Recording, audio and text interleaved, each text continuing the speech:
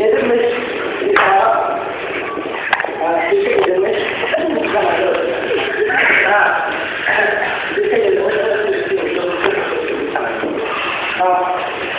Şiir çalışma, bazılarına siz göstermiş, desant meydanlar güzel bir yorum olaydı. İnşallah tamam söyledik.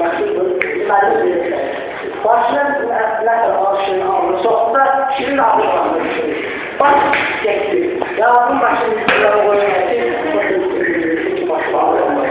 fazla beyaz sorunlar sohbetler yok. Daha ne bile şimdi şahit çalışmalar yönetimi ben bu vadimler başarılı komşuda başarıları verdi.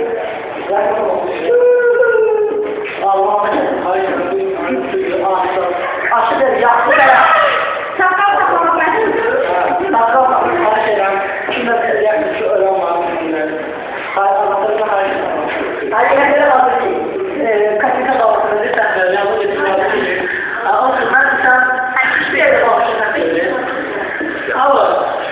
ama ben işte çok istiyorum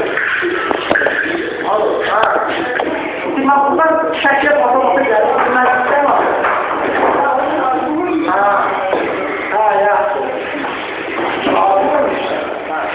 Aslında Ayşe'nin kararına geldiğim merhumun kalmışın kalbımın genel Ayşe'nin ne kadar geldiğini tutacağız. Merhumun her tarafı kaldı. Fakat yani ben hayırlı, her zamanın zaten bir kalmış. Bir, iki, merhum kaldı. 3 tane